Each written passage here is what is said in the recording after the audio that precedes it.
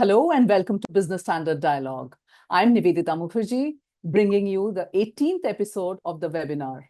Today's topic is UPI, free or paid. The trigger for this discussion is the Taxation and Other Laws Amendment Bill 2026 being passed in Parliament recently. It enables a provision to remove the zero MDR regime on UPI transactions. MDR stands for Merchant Discount Rate, and UPI, as you all know, is Unified Payments Interface. What are the repercussions if MDR is imposed? How will it play out? Who wins and who loses? These are the questions that our panelists will discuss today and more. Let's start with the lady, Ms. Kalpana Ajayan, South Asia Regional Head at Women's World Banking. Welcome to the show, Kalpana. Pleasure to be here, Nivedita. I'm looking forward to the conversation. Then we have Mr. Rana Durjay Talukdar, Partner and Payment Sector Leader at EY India. Welcome, Rana. Thank you, Nivedita. Great to be here. And Mr. Girish Krishnan, Director, Payments, Amazon Pay India. Hey, Nivedita. Glad to be here as well. Welcome. And Mr. Shivram Kota, President Banking at Zeta India. Hi. Hi, Nivedita. Hi. Good Welcome. to Welcome to the show, everyone, and really looking forward to this discussion. It's a topic that everyone is talking about, so let's hear you all. Kalpana, coming to you, what is the perspective of the issue on UPI not remaining free, from the standpoint of women's world banking and financial inclusion that you deal with? No, thank you, Nivedita. I think what has been, at least what one has heard in terms of the approach on UPI and the whole fee payment around it has been that it would be a more nuanced one. And so the segment that Women's World Banking works with on the financial inclusion are the small micro nano entrepreneurs and the merchants, both from a customer side and from a merchant side. We deal with the small ticket ones, and and I think the nuanced view that has been at least so far spoken about, goes on to serve the larger role that UPI plays in terms of financial inclusion. It's the most critical UPI digital public infrastructure rail that has helped women and men get into the formal financial space. And we believe that there is a massive opportunity still. We had done at Women's World Banking, we had brought out a report 2 years ago with NPCI called UPI for Her. And there we estimate the opportunity sizing to be about 200 million women. So 200 million women own a smartphone, have access to internet, but still are outside the formal financial system. So there's this massive opportunity from an individual user perspective. There's also a massive opportunity from a merchant point of view, where we have done some work, just one project of PM Swanidhi, 30 lakh street vendors, of which close to 13 odd lakh have onboarded, not using, 11 million, not even onboarded. So if you were to look at the next opportunity space for UPI, it's women and women merchants. And I think a nuanced view in terms of charging a fee for this segment. So having a gendered approach to pricing, not just the size of a merchant or the segment of the merchant. I think to have a gendered approach, I think is very important. Right. Thanks. We'll talk more about it, but I'll go to a stakeholder. Shivram of Zeta India, why is MDR required for UPI transactions, even if it is in higher value and for certain merchants only? See, like any service, the act of facilitating payments is also a service. There is work that goes on behind to enable this. There is infrastructure that is set up. There is infrastructure, and it costs money to maintain that infrastructure and to continuously build it. There are people working, etc. So it is a business. In terms of that, easier to understand, it is not different at all from, say, how a card works, a Visa, MasterCard, or even RuPay, how they work. a complete rail has to come into existence and be maintained on an ongoing basis with very high service levels to enable this. So today, somebody is incurring that cost. That somebody is by and large the banks which are incurring the cost. And therefore, the moment you introduce an MDR, there is now a new contract that enables everybody to recover money from this. The merchant historically has been the one to pay the cost of the system because the merchant is the one gaining the most from the transaction, right? So this is the cost of doing business that a merchant has historically taken. And that's probably the right place from where you charge, and therefore the merchant discount rate and not some other. So you don't ask the user to pay, and the merchant probably factors it into the cost of the goods itself and the price of the goods itself. And so the other thing that MDR will do is it will actually foster innovation in the overall ecosystem. Without money or without any economic model that is underpinning this system, it is largely regulatory push and the banks to even make this such a big deal. Now that it has reached this scale, further innovation is now possible when there are participants who are in it on a for-profit basis, and the entire ecosystem is a for-profit ecosystem. I think we will see a lot more innovation happen because they will all be interested in taking UPI and innovating on this to the next level. And NPCI has anyway set the stage. They have launched so many new enabling infrastructure rails. It's a question of monetizing them. And I think with MDR, all the players should now be interested in adopting the new rails that have come up and doing more with UPI. On the same question, I'll go over to Girish from Amazon Pay India. He may have a different take on the subject. Girish, do we need an MDR? Well, I think, for me, I think maybe the framing of that question needs to be a little bit more different. Because at least, I come up from a product, manager background. So I always think about customers. And then in this case, the framing would be, right, it is not about charging or not. It is that what is the opportunity ahead of us to make UPI even bigger and serve the nation and people even better and create even more value, right? And then also operate in a sustainable manner. See, I think our belief is that whenever there is value created, there could be a fair exchange for the value created, right? I think in this case, I think maybe the deeper conversation should be how should we think about that value and the exchange so that there is no headwind for that growth. So we are a customer of this company like Amazon, right? We always work backwards from the customer. So in this case, to understand that better, I would actually take a step back and answer these questions. What are the customer problems UPI solve really well? And what do we need to really preserve in this case, right? And what positive impact, has this had on the country or the business? Very important to kind of understand that because that impact should not be taken away. And then the last question is, how do we preserve what has really worked while addressing the larger opportunities in front of us, right? So if you just simplify it and say, hey, what are the key customer problems UPI has really solved? Hey, we simplified ease of use. We create a large acceptance network, very simple QR code-based infrastructure, right? Wherever there was a credit need, we solved that as well. Still zero cost, friction-free. And we really lowered the barrier for adoption. And that really helped us take off. So if you take a step back, we really solved the customer problem of paying to anyone, anywhere. Right. And then, so I think so the fundamental thing for me is we have to really preserve it. And then the value is like a part of it where we say, hey, there is how much value is created. Let's figure out a fair exchange of value. But in doing it, I think we should do it in such a way that there's no headwind for the growth. Okay. Coming to Rana, Girish has said there should be no headwind. And UPI has solved many customer problems and we need to preserve it. That's the point he's making. So Rana, taking from there, do you agree that UPI is a public good like Aadhaar, empowering citizens and therefore it should remain free? Do you agree with that argument that is being made by many people now? Thanks, Nivedita. And I think it's a very nuanced question. I mean, I think the very simple answer is, yes, I absolutely view UPI as a digital public infrastructure and a public good. But the more important question to me is whether being a public good automatically means it must remain completely free forever. Right? I think It's very clear that UPI has created public value far beyond payments. It has driven financial inclusion, the point that Kalpana made.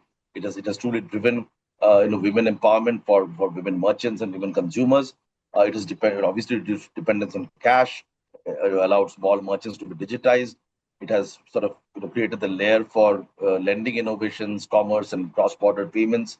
And I don't think any global system, maybe except the PIX system in Brazil, has achieved this level of societal impact. I think one can say that with some degree of confidence. However, uh, public goods are not necessarily free, right? As in roads, for example, roads are public infrastructure, but we pay tolls when we use a road. Right?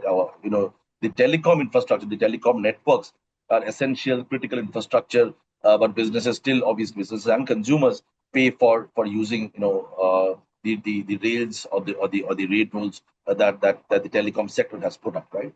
So I think the relevant question is who pays and how much do they pay, and not whether any kind of payment should exist or not, right?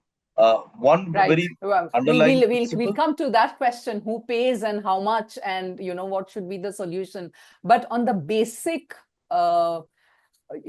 question of should there be an MDR, you think that even if it is a public good, it's not necessary that it should remain free. That's the point you're making, right? Absolutely. Okay.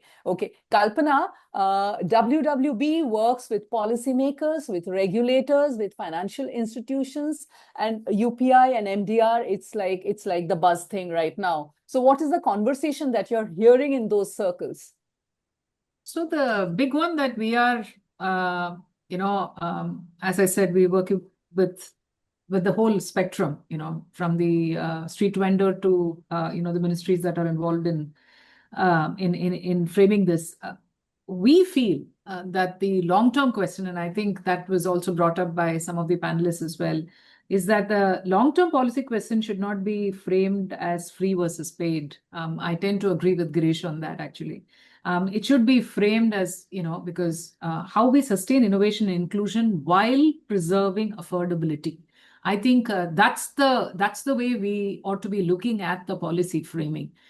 Because again, all the inclusion work that we do in Women's World Banking, it's not just about being a CSR activity and a tick mark and a cute pilot that is done somewhere. All the work that we do and the models that we develop always has does it make business sense in the front and center of it? And we call it the women-centered design approach. So it's got to actually make sense for the financial, otherwise it would just be a pilot. And once Women's World Banking exits, it's forgotten. For it to sustain and for it to be sustained in the right manner, it also has to make business sense. So this has always been our approach when it comes to our financial inclusion strategy. And so, as I said, this I don't think it'll be too narrow to kind of call it free or paid. You got to have a larger lens and see what UPI has, it's really created the economic infrastructure for millions of women, both as individual users and as merchants. So, and the next growth opportunity, as I mentioned earlier, is going to come from this very large segment. So I think we need to operate with that awareness and really not look at any kind of friction at this point in time, because I think we're still some ways in our journey on inclusion.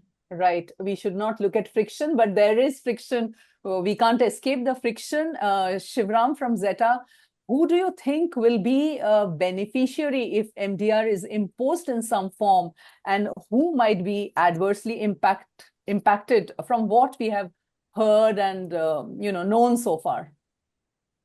So we've thought about this question and we've had time, right? Because the MDR has not been there for a while. So we've been, as I'm sure all the people in the panel in the country as a whole, I actually don't think there will be too much adverse impact on any single party either, right? So of course, with MDR coming in, the merchant is the one paying the MDR and the income is then shared between the banks and the PSP providers, etc. So they are, I think, in a direct manner benefiting from the income that is coming. The problem could be only at the merchant end, and if there is a dip in the volume, these could be the two problems, that people move away from UPI because now money is involved, or merchants move away from UPI because money is involved. We also don't see that happening significantly. remember that even cash management by merchants is an increasing hassle and increasingly a paid service by the banks. So if there is cash pickup to be done at the store, and especially the mid-sized merchants, etc., they pay cash for cash pickup and delivery services and so on. Handling cash has its own challenges, and the notion of trying to skim or black money, etc., is increasingly being curbed upon. So there are enough hassles that merchants have with cash management, and they're not looking forward to. Consumers, on the other hand, I think have well gone beyond. I mean, none of us remember to carry cash, but even if we did, the notion of change and the counting the coins, etc., I think it is just a notion in the past for us. So we don't see much adverse impact at all. Maybe at the margin for very small value transactions, etc., you may see some dip potentially there, but that will be short term. I think that we've done well. The bank, the RBI and NPCI have done well to make sure there was no MDR. It is now really a part of our financial culture in India. Now we have a small MDR, and I think that's the key part. They're introducing a very reasonable MDR. That's what we hear. I think that will be key. The value generated that what Girish and Kalpana are speaking about, that will be key. So I, for one, don't see too much adverse impact coming out of this. If anything, it's going to open up innovation. NPCI has already been laying the ground with so many new products. They've not been adopted as much, but this should provide the right fillip for a bunch of players to jump in, including the incumbents, to push the envelope of UPI overall. Okay. Girish, on the same question of gainers and losers, do you think merchants will absorb what is additional for them, or will they pass it on? How do you see it coming? So I just feel that, like, see, I think in any business scenario, right, I think we should again inspect the value that is created. Like I said earlier, if there is sufficient value, then there could be a fair exchange of value, and it should be done in a way that there is no acceptance headwind. So in this case, what is the value that UPI has created for merchants, and what problems it solves for merchants is very important to inspect, right? Like, so again, if you take a step back, you take like a decade ago, merchants transacted through cash with customers. Literally, UPI has transformed that way the payments has got done. It has not only changed the payment mode, but also formalize these merchant transactions and enable like a lot of growth avenues for them. So you might like recall, like a lot of cash was exchanged, right? So that wastage is exchanged. That's got value. It's got enabled, credit and affordability for customers, and the digital footprint has enabled credit access to merchant. That's got value, right? Earlier, like you said, like small businesses and merchants function basically on cash. They could face hurdles in terms of access to credit. Like, these are all changed now. QR code scans are made it so simple. Now, nobody returns from your store without converting for you, right? And you can eliminate the cost of the point of sale machines required. And overall, I feel it is accelerated digital adoption for merchants. So I just feel that now there is so much of value. There's a question of fair exchange of value, and in that, like, what cases and how much value is exchanged. So I just feel that like that is probably the guiding principle we need to kind of keep in mind, saying that like now when you want to kind of do this, how much and who pays for it? Like, it's a very nuanced question, and I feel like I think our honorable finance minister already mentioned that like customers will not be charged, right? And that the vast majority of merchants transaction will remain free. So I feel like this is a very nuanced discussion. And I think we should inspect the value and what is the fair exchange, and that could be different in different scenarios. So I think we should have I'm sure we'll have industry-wide deliberation with the right parties involved, and people will make a right judicial decision. Whatever the decision is, we will adhere to. Okay. So overall, do you see any big impact on business if it is to come? No, so I think like from a Amazon Pay perspective, right? I think at least I can say that, listen, UPI is almost like the starting point of customer trust. Because a lot of new customers come to us with the expectation that they can use UPI, right? Like, so today, more than 120 million people users use Amazon Pay UPI. And even during peak events like our Great Indian Festival, right? Like 1 in 4 transactions are powered by UPI. So I think that opportunity over there in terms of bringing more customers into the fold. And I also feel that in India's digital inclusion journey is far from complete, right? Like, so many more customers and micro merchants need to be brought into the fold. So I think for them, I think preserving that friction-free part is like very, very important. So at least from an Amazon perspective, as like we previously discussed as well, since there is no plan to kind of charge the customers, I think our goal of being able to serve the customers in a friction-free manner, right, needs to be preserved. That's like very important for us, and I think that's also important for the industry to make sure that the growth doesn't get stunted. Beyond that, I think we are like looking forward to working constructively with all the stakeholders to ensure that the UPI's growth trajectory continues uninterrupted. Important points. Rana, coming to you, let's go back to the origin of UPI. It was launched 10 years ago in 2016. And then in 2020, government mandated a zero MDR regime. Why was it required at that point? Was it because of demonetization? And what has changed now from 2020 to now?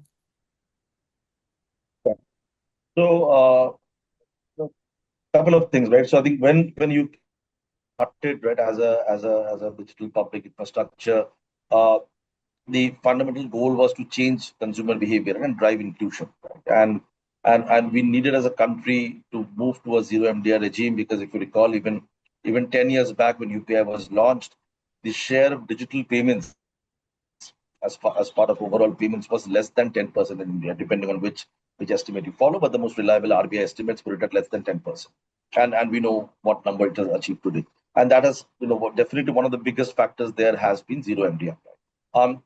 UPI today, I think what has changed, especially during COVID, which played a massive role in driving UPI adoption, and if you move to today, it is no longer an emerging payment scheme, right? It's a crucial national payment utility operating at an absolutely massive scale, right? So very clearly, the policy objective, is moving away from mere adoption, and adoption we've already reached substantial levels, to sustainability, resilience, fraud protection, innovation. Many of the points that the other panelists have made, and I think that makes it very clear that UPI needs to have an MDR for us to be able to fund all of these shifting and changing policy objectives that UPI has today. Right, and in my mind, a very useful example to learn from is Brazil, a country not very dissimilar from India as a developing nation. And if you look at the way Pix has developed, and I keep on giving the example of Pix everywhere,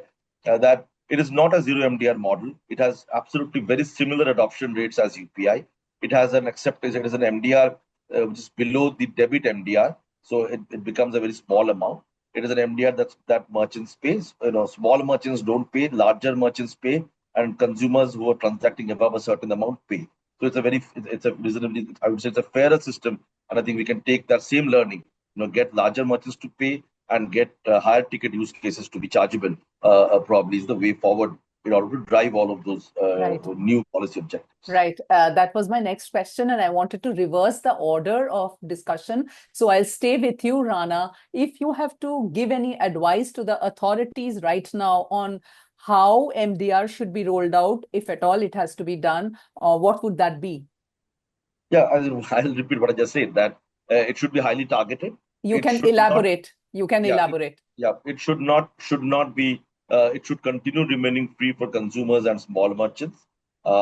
Because if you start charging the smallest of merchants, very clearly it's going to have a reverse impact on digital inclusion. Merchants will stop accepting UPI payments, or they'll pass on the charges to the consumer, which will end up increasing the cost for the consumer, no matter what is being publicly said. But there is no reason why larger merchants above a certain turnover threshold, and there's no reason why consumers above a certain economic level of affluence should not be paying MDR, because they're anyway paying MDR for card transactions, for credit card transactions, and even debit transactions, and in many cases for wallet transactions. So it should be a simple, calibrated, phased approach where NPCI as the scheme owner and acquiring banks and payment aggregators as the ones who are onboarding merchants will need to play a more important role in identifying, in recording the right data around merchant turnover, in ensuring that the right merchant category is recorded, because that has been an issue across the country. We are all aware of the MCC misclassification issues. I think if some of those issues are addressed, I think we should be able to move to a much more equitable MDR regime that works for everybody and that allows us to, drive innovation across multiple areas and figure out a way to handle issues like fraud, cybersecurity, and superior resilience. Thanks, Rana. I hope the authorities are listening. Girish, coming to you, what would your ask be from the government? Yeah, I think first of all, I think our government has really laid a visionary foundation, right, with the digital public infrastructure. I think we should just take a moment to kind of appreciate that, and then invented UPI. It's literally enable India's digital payment evolution, which continues to lead the world. And the second point, like we should also notice, the Honorable Finance Minister has clarified that customers will not be charged under the current amendment. And no MDR framework has been finalized. So I think it will be premature to comment on this topic. At least from an Amazon Pay perspective, I think our guiding principle remains always customer first. We need to make sure that the friction for customers is the lowest, and we have substantial amount of customers and merchants to kind of be still brought into the digital umbrella, right? Like under the fold of digital payments. So I think that is the growth opportunity in front of all of us. And as a nation, we should just really keep that in mind. Beyond that, I think we remain committed to working constructively with all the stakeholders to ensure that the UPI's growth trajectory continues uninterrupted. So at least that's my take on this one. Right. Shivram from Zeta, do you believe that doing away with government subsidy will empower the payment ecosystem? So the government subsidy is being replaced by MDR and then some, right? That's the change. It's not a one-off thing. So yes, certainly the overall ecosystem will be strengthened because it is now going to be led by market forces, and it is not on the handout from the government that's happening at this stage. At the same time, I'd also like to point out that UPI is not any one thing now. It started as one thing. It is something that enabled you to make a payment largely from your savings account. But since then, it's come a long way. Today, it is a complete digital distribution platform. You can do credit on UPI. Of course, RuPay credit card can be linked to UPI, but you can disperse credit. You can approve credit on the fly on UPI, etc. Therefore, when we talk about UPI as one thing, I have a problem with that because then in general, we are approaching it like that. Versus like any good product, we should segment it. And the approach to different parts of UPI could be different. So the so-called the core or the basic version of UPI, which enables the core payment, could still follow the model that a lot of us discussed just a few minutes ago. But when it comes to more sophisticated services, right, I could still be adding significant value to customer by enabling them to draw a credit directly on UPI without having to visit a branch. The cost benefit to both parties is significant. So if there is a higher charge for it relative to the core service, it is still highly beneficial to all parties involved, and so on. So will government subsidies being withdrawn strengthen? Yes, largely from a capitalist point of view. You now have an ecosystem that's self-sustaining. That's always more stable than needing the stewardship of a stakeholder. On top of that, and the moment you segment it into different what UPI is and different products, different approaches can be taken. So if required for the core payments, if a subsidy continues, maybe it's still okay. But there also I'm confident that with MDR coming in, I presume it won't be required. But the rest of the areas, already there ought to be work that enables the market to stand up. And I hope the government and the regulators think of it also like that, as a segmented product than as a single product that one size fits all. Right. Kalpana, free UPI, is that the charm of UPI really?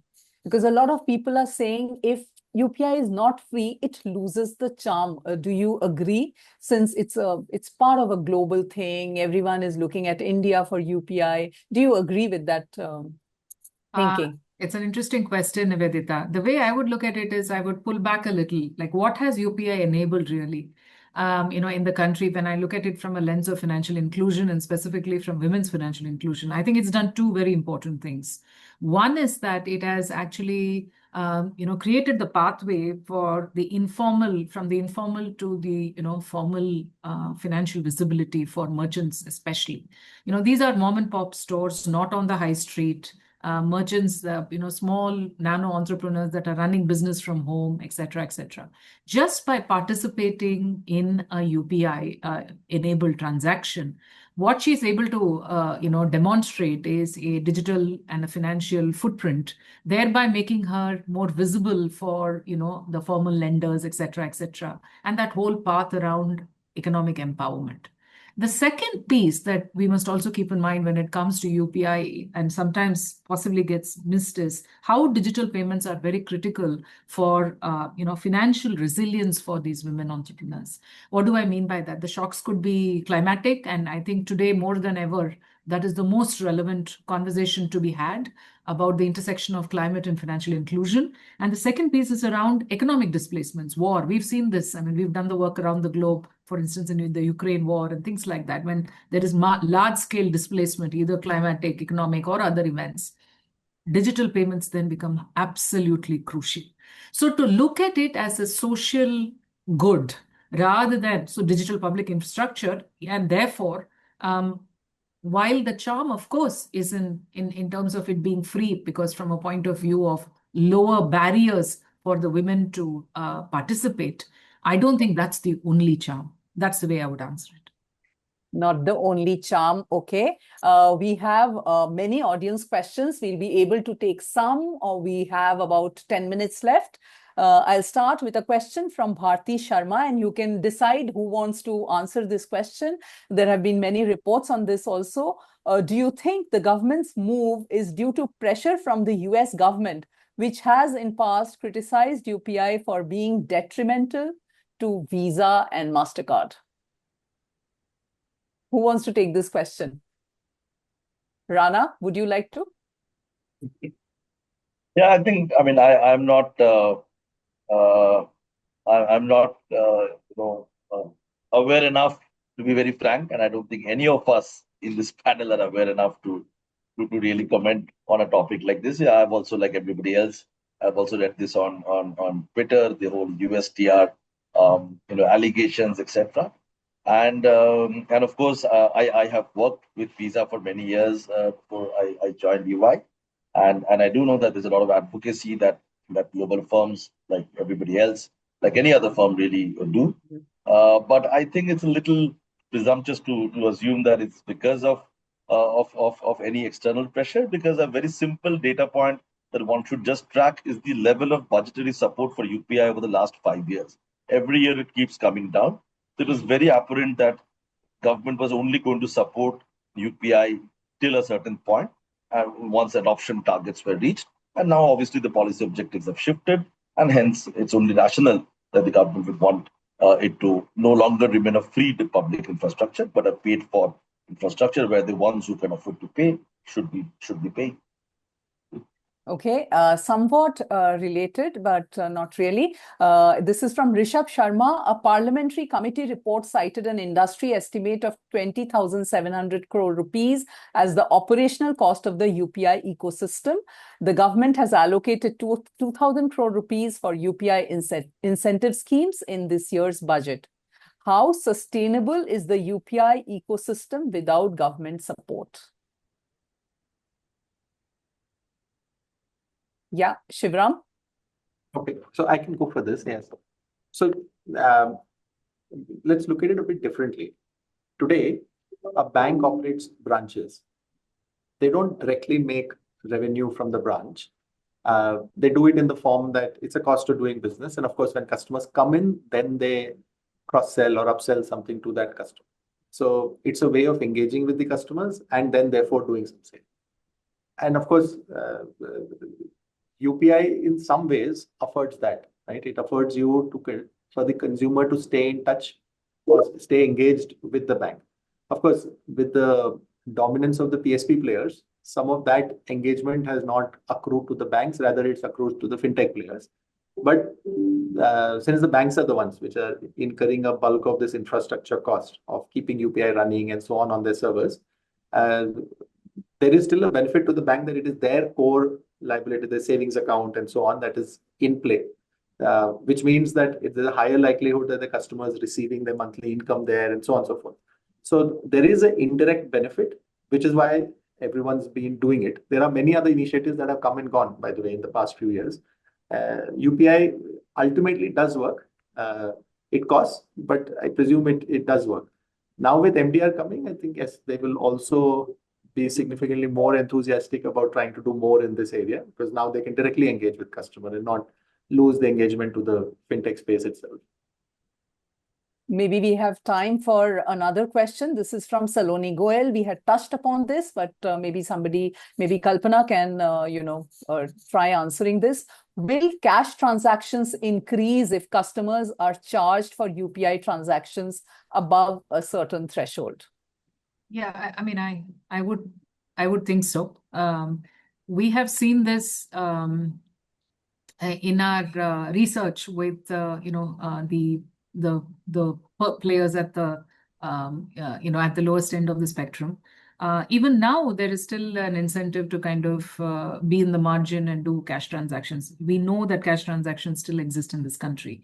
UPI has not entirely done away with the cash transactions. So if there are going to be more barriers, by way of charges, I think the natural assumption would be that then people would start using a lot more cash. I think that would be my answer.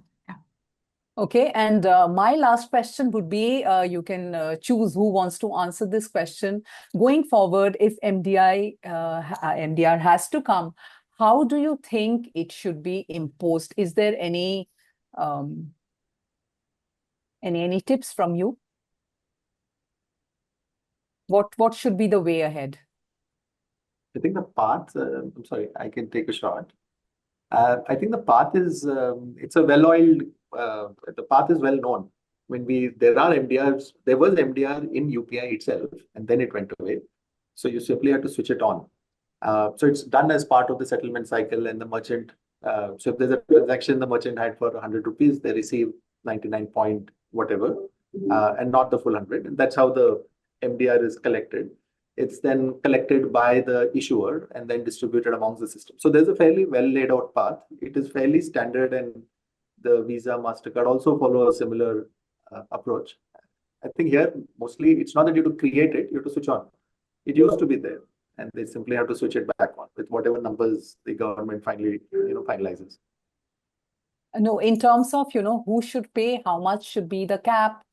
Should it be a tiered arrangement? I was asking more about that. What should be the blueprint and the roadmap like, really? Oh, that I think we're guessing, but yeah, please go on. No, please, Shivam, please continue. I can comment later. Yeah. So I can share my opinion that we should, and I think in some ways they're looking at UPI as a set of products rather than a single product. So there is credit on UPI. There is UPI and credit card. There's UPI on your savings account, the CASA as they call it, and so on. In all cases, I think the system just works if at the point, which is at the merchant point, the deduction happens, which means that is the cost is borne by the merchant.